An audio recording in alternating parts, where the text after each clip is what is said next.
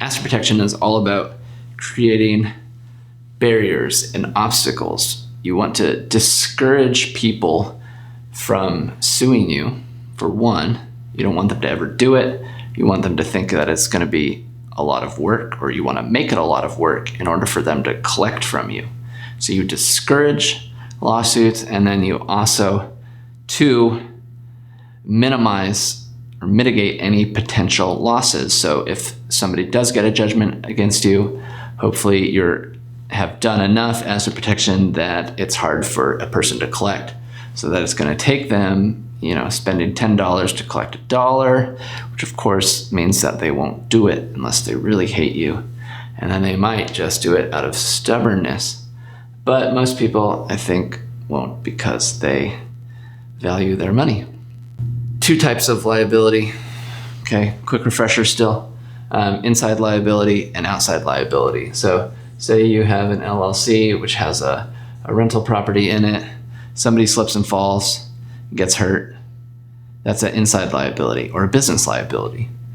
You don't want the claim or the liability to spill out into the rest of your life, into your personal life, into somebody being able to take your house, your brokerage account, that sort of thing. That's inside liability. We want to contain it within this entity.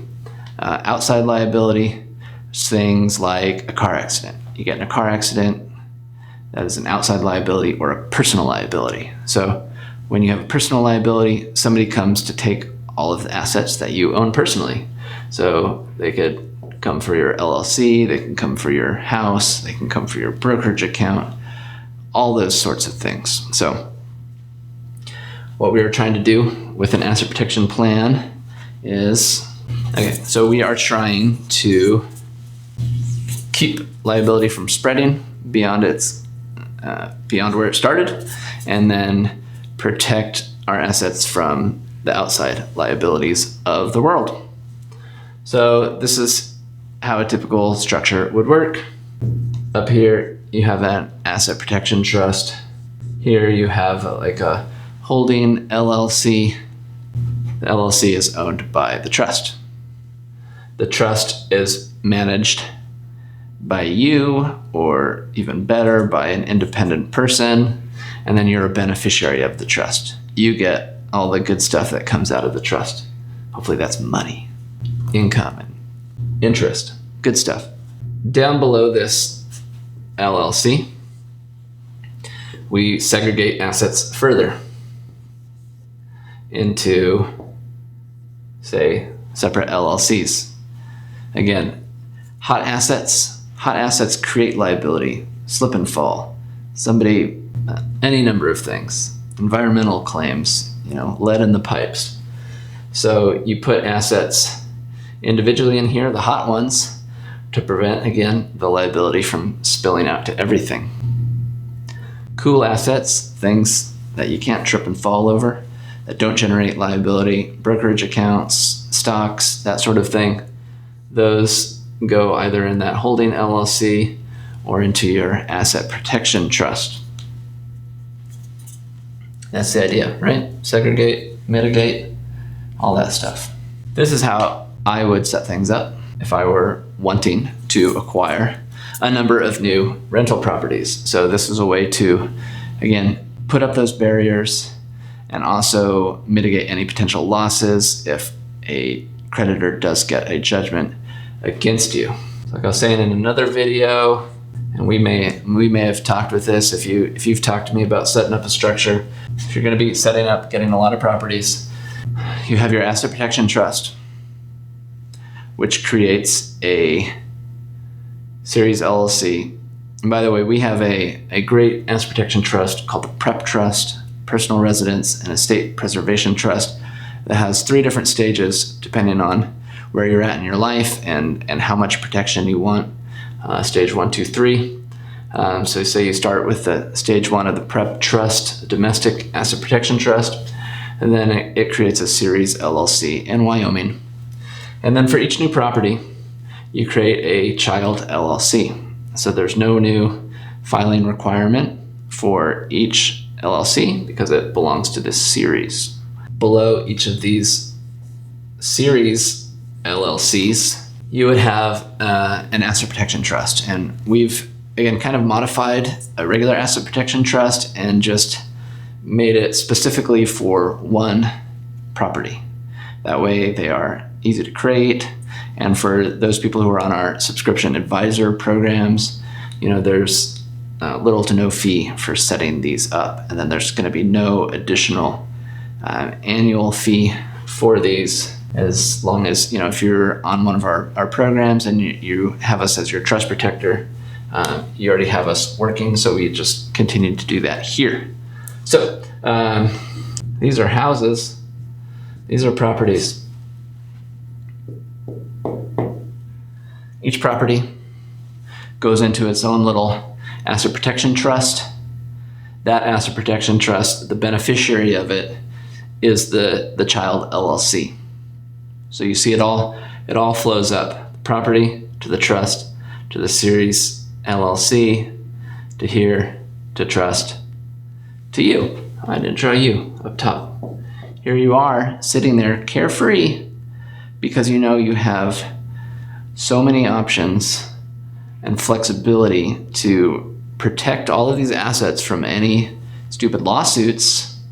And that you will never feel like your back is against the wall if you get dragged into court, because you could do things like, if something happens at this property, let's say this one, somebody has a party and punches someone in the nose, and so they want somebody to pay, so they're going to look for the owner of the property to pay because they probably got a lot of money.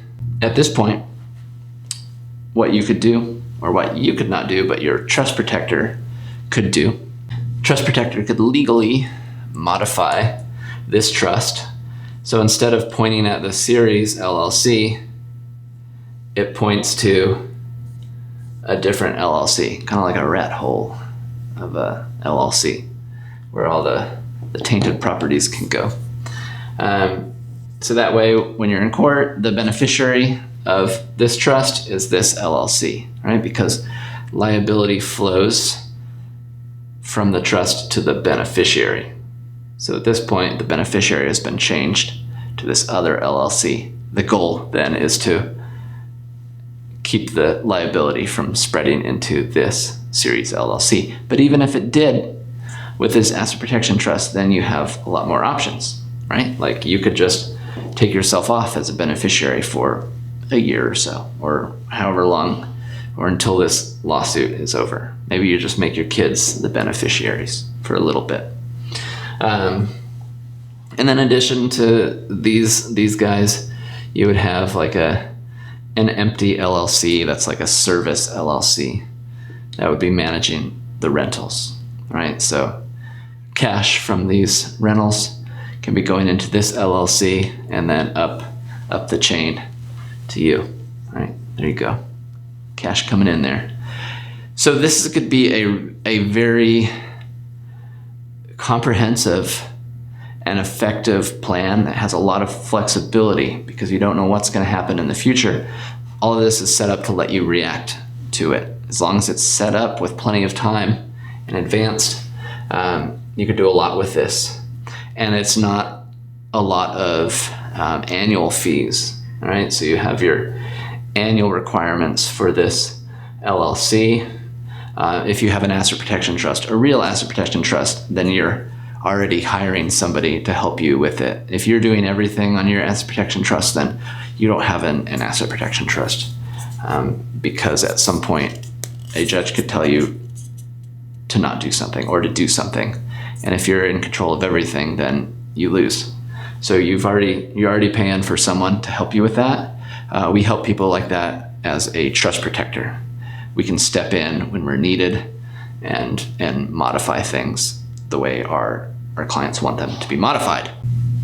So that's that. That's a very fast overview of asset protection and how I would set up a structure for adding in a lot of rental properties, especially if you're moving fast. If you're just knocking them out as you find deals, these are so quick These trusts are so quick to make. Series LLCs are quick to make. You can move really fast. And trusts are easy to work with lenders.